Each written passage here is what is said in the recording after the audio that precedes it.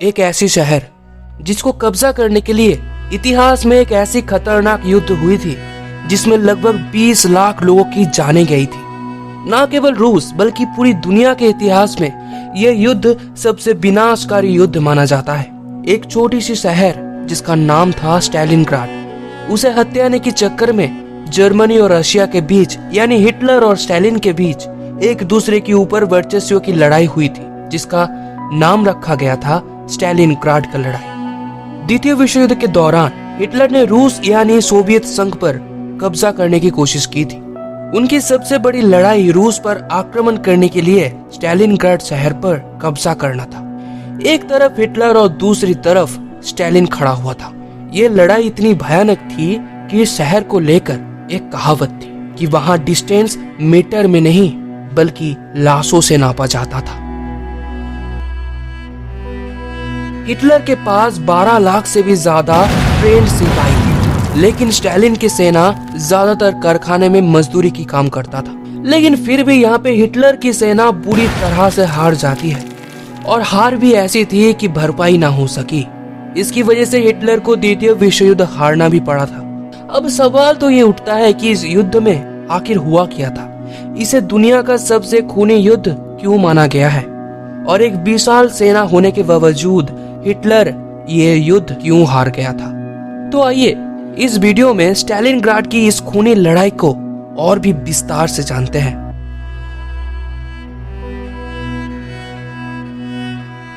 Hitler ने सोचा था कि पूरे यूरोप को वो अपने जर्मनी के अधीन में कर लेगा, लेकिन हिटलर को ये भी डर था कि जर्मनी जब पूरे यूरोप को यानी कि उस देशों को अपने कब्जे में लेगा, तब अगर सोवियत बीच में आ गई तो हिटलर की तो वाट लग जाएगी।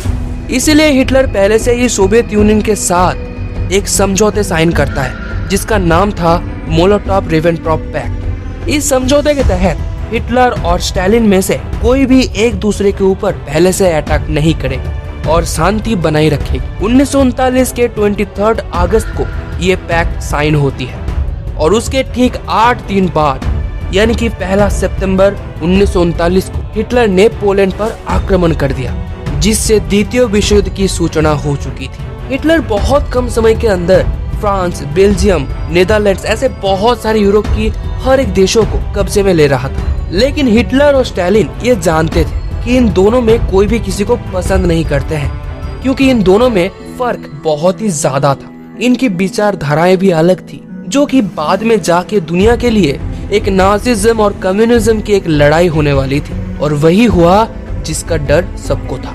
हिटलर ने कम्युनिस्ट देश सोवियत यूनियन के ऊपर हमला बोल दिया। 22 जून 1941 को हिटलर उसके 30 लाख सेना को रशिया के तरफ भेज देता है। रशिया उस समय बहुत ही बड़ा था, इसीलिए हिटलर उसके जर्मन सेना को 3 ग्रुप्स में डिवाइड कर देता है। पहला ग्रुप लेनिनग्राड को कब्जा करने के लिए जाता है, सेकेंड ग्रुप जाता है मॉस्को पे हमला बोलने और थर्ड ग्रुप स्टालिनग्राड की तरफ आगे बढ़ता है। अब सवाल ये उठता है कि हिटलर स्टालिनग्राड को क्यों कब्जा करना चाहता था? क्योंकि स्टालिनग्राड एक ऐसा शहर था ना जहाँ पे इंडस्ट्रियल एरिया बहुत ही बड़ी मात्रा में थी, तेल भंडार था वहाँ पे, और साथ ही साथ वहाँ पे युद्ध की हथियार बनाई जाती थी। इसके अलावा सोवियत प्रेसिडेंट स्टालिन ने अपने खुद के नाम पे इस शहर का नामकरण किया था स्टालिनग्राड, क्योंकि रशियन रेवोल्यूशन के दौरान जब सोवियत संघ स्थापना हुई थी तब इस शहर का इंचार्ज स्टालिन खुद था और तब से अपने नाम पे बनाई गई इस शहर को स्टालिन हरगिज खोना नहीं चाहता था। और इधर हिटलर इस छोटे से शहर को कब्जा करने के लिए अपने बैटालियन के 6th आर्मी को भेजता है, क्योंकि हिटलर की ये 6th आर्मी इतनी खतरनाक थी कि कुछ ही दिनों के अंदर ये जब फ्रांस और बेल्जियम को आक्रमण की थी तो पूरी तरह से जीत ली थी। और इसीलिए ही जर्मनी के 6th आर्मी को ही स्टालिनग्राड पे भेजा जाता है। जर्मन सेना आगे तो बढ़ रही थी और सोवियत सेना दुम दबा के भाग रही थी, क्योंकि जर्मन सेना के पास भर भर के हथियारों की भंडार थी और इधर सोवियत सेना के पास हथियार तो थी लेकिन ट्रेंड आर्मी की बहुत बड़ी कमी थी, क्योंकि उनके आर्मी ज्यादातर फैक्ट्रीज के मजदूर थे और इसकी वजह से जर्मन सेना पहले तो सोवियत सेना को गाजर मूली की तरह काट के आगे निकल रहे थे। लेकिन तभी स्टालिन ने जारी कर दी अपना खतरनाक order 227 not a step back. भागते हुए सैनिकों को खुफिया पुलिस इनके वीडी गोलियों से छल्ली कर दे रही थी, लेकिन इन सब का भी कोई फायदा नहीं हुआ। जर्मन आर्मी आगे तो बढ़ती ही जा रही थी स्टालिनग्राड की तरफ।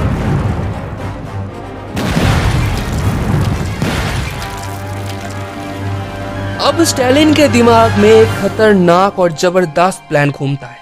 वो अपने कम्युनिस्ट विचारधाराओं को साइड में रख के अचानक अपने सेना के और सोवियत नागरिकों को देशभक्ति, लव फॉर द मदरलैंड जैसी बात बोलने लगे और युद्ध में जाने के लिए उत्साह बढ़ाने लगे, जिसके कारण रेड आर्मी में एक अलग ही जोश चढ़ गई थी।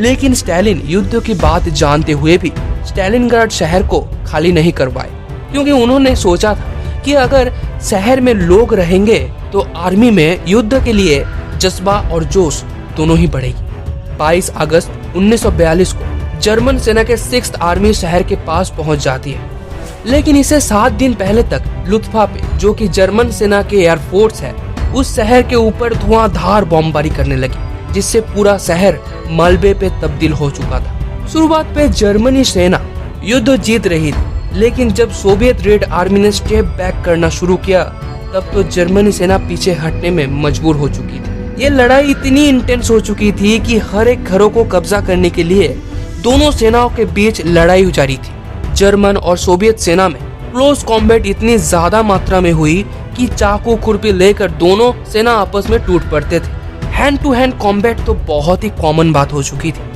कभी कोई बिल्डिंग अगर सोवियत के पास होता तो उसके पास वाली बिल्डिंग जर्मन के पास होता। Inch by inch, floor by floor, building by building के लिए लड़ाई होती रही।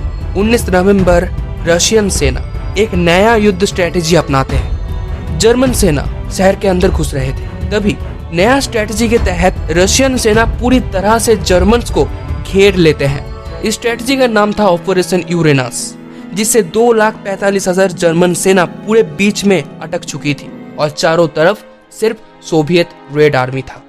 लेकिन हिटलर बार बार रेडियो के माध्यम से अपनी सेनाओं की मनोबल बढ़ाता रहा और जर्मन सेना से कहा कि तुम लोग युद्ध जारी रखो, हम लोग आपके साथ हैं, आपके पास जरूरत का सामान लुफ्तवाफे द्वारा पहुंचाया जाएगा, यानी एयर ड्रॉप किया जाएगा। लेकिन उस समय और भी कई जगहों पे युद्ध तो चल ही रहा था, जिससे जर्मन वायुसेना लुफ्तवाफे भी कमजोर हो रही थी। इसलिए जहां 700 टन खाना की जरूरत थी, वहां सिर्फ 200 टन ही पहुंच पा रहा था।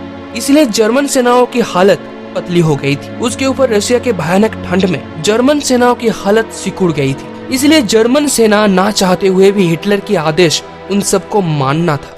ऐसे हालत में सोवियत सेना के सामने सरेंडर करने का नौबत आ चुकी थी, क्योंकि सोवियत उस समय और भी ज्यादा ताकतवर होता जा रहा था। बाहर की एलाइड कंट्रीज के सपोर्ट से सोवियत यूनियन जर्मन पर और भी ज्यादा हमला बोल रहा था और अंत में हिटलर के माना करने के बावजूद जर्मन सेना 2 फरवरी 1943 को सोवियत रेड आर्मी के सामने आत्मसमर्पण कर देता है। जर्मन के लगभग 1 लाख के ऊपर सेना यहाँ पे मौजूद थे, जिसके ऊपर बहुत ज्यादा अत्याचार भी की गई थी। स्टालिनग्राड का ये विनाशकारी युद्ध पूरे द्वितीय विश्व युद्ध का रुख ही बदल देता है।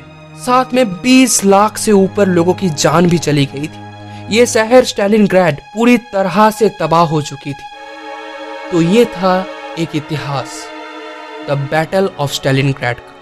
तो कैसा लगा ये वीडियो आपको? अगर पसंद आई है तो वीडियो को लाइक करें और अपने दोस्तों के साथ शेयर करें। और आपका वीडियो देखने के लिए बहुत बहुत धन्यवाद। ख्याल रखिएगा अपना।